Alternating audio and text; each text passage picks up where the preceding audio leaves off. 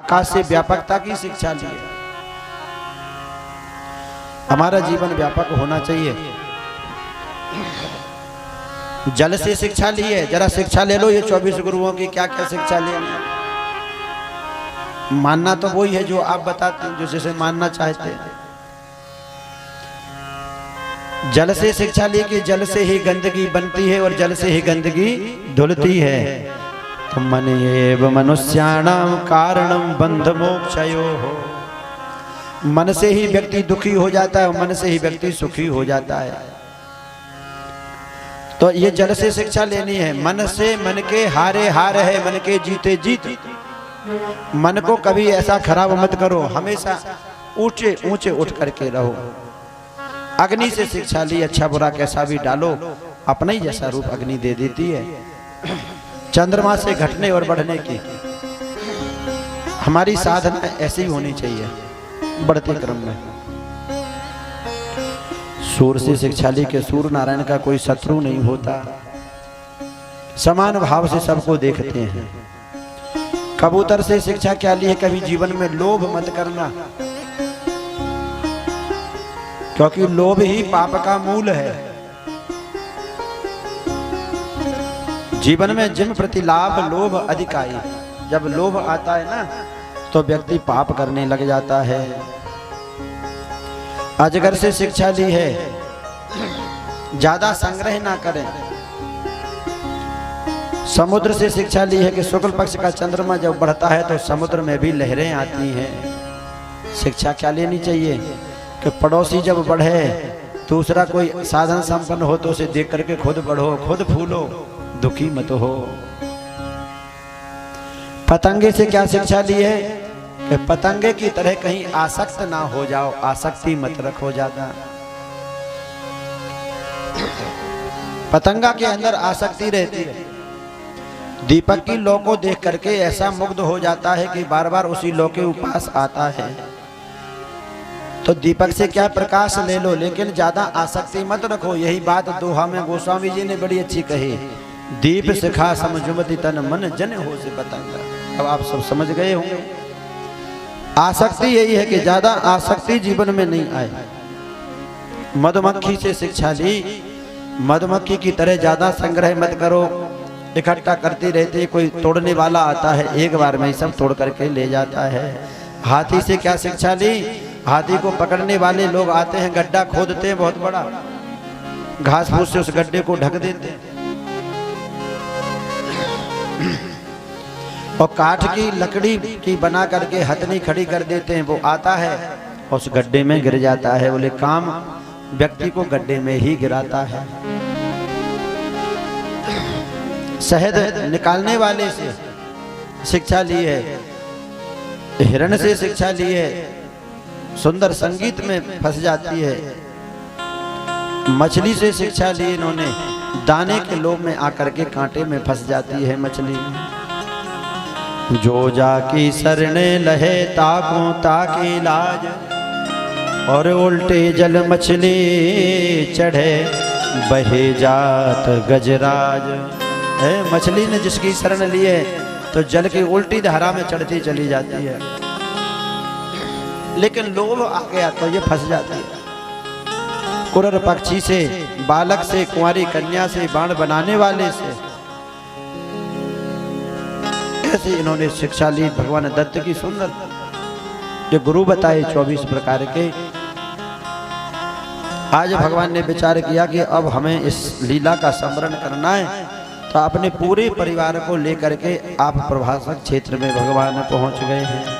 भोले द्वारकाधीश भगवान की। अब वहां भगवान के पूरे लीला से भगवान के पूरे परिवार ने क्या किया, मेरे के नाम की मदिरा का पान किया है।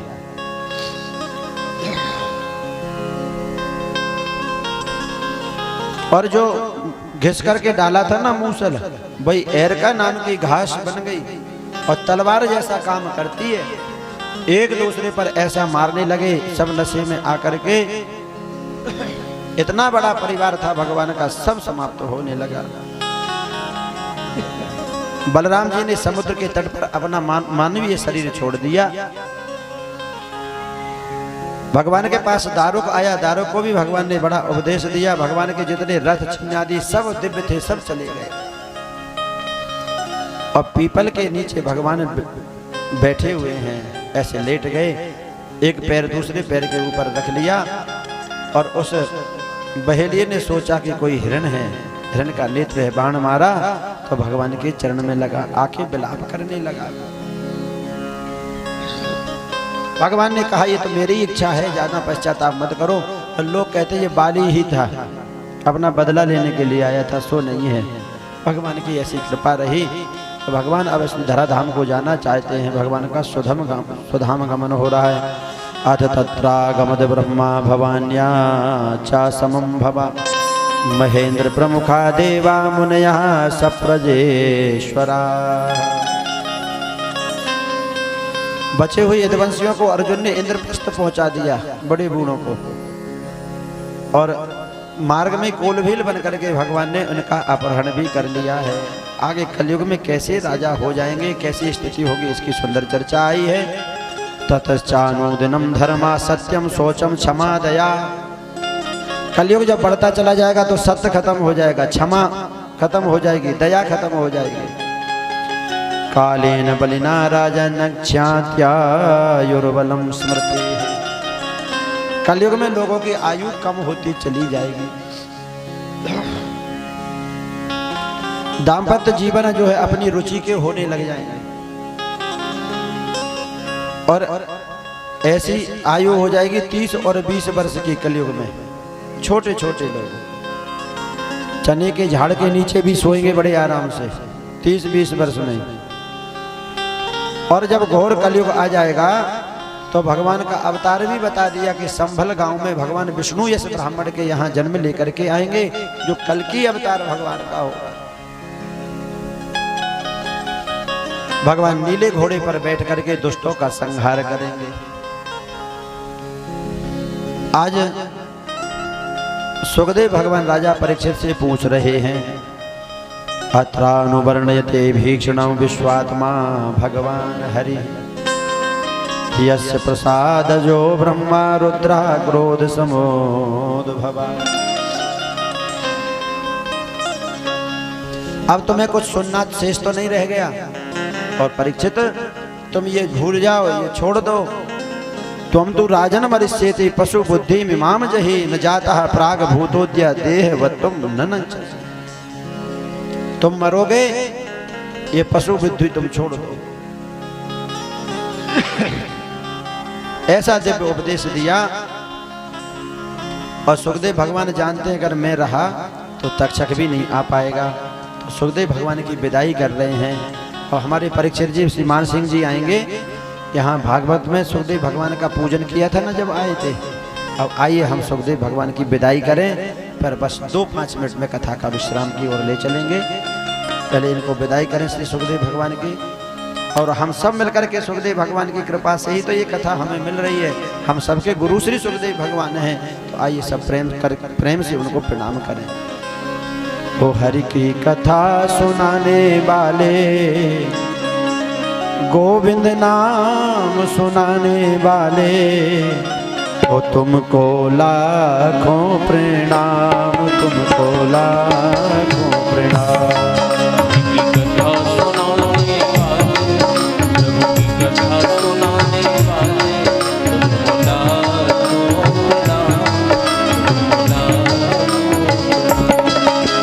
लाखों प्रणाम, तुमको लाखों प्रणाम।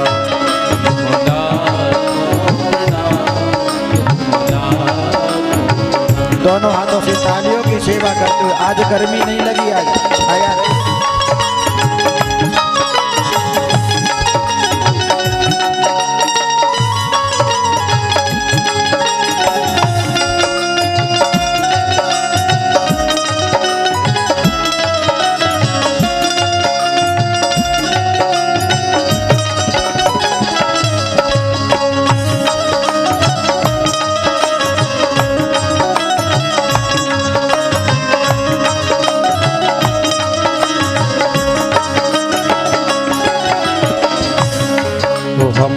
कर विष का प्याला जा जा रहे थे यम के काला, लेकर विष का प्याला जा रहे थे यम के काला, लेकर विष का प्याला जा रहे थे यम के काला, लेकर विष का प्याला जा रहे थे यम के काला।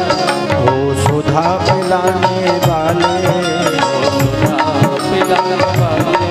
हो सुधा पिलाने वाले, तुमको लाखों प्रणाम, तुमको लाखों प्रणाम।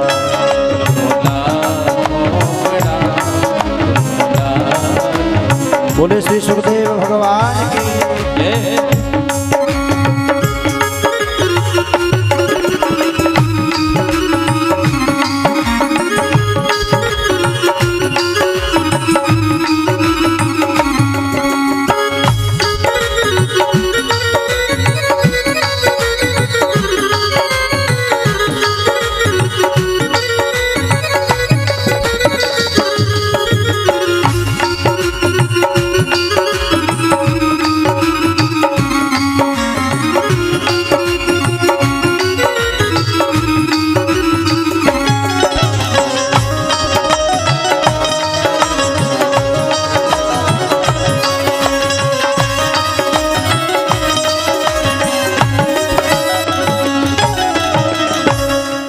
हम पार तेरा क्या पावे, बस शीश झुका यही गावे।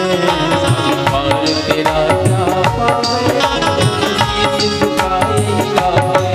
हम पार तेरा क्या पावे, बस शीश झुका यही गावे। हम पार तेरा क्या पावे, शीश झुका यही गावे। गोविंद नाम सुनाने वाले,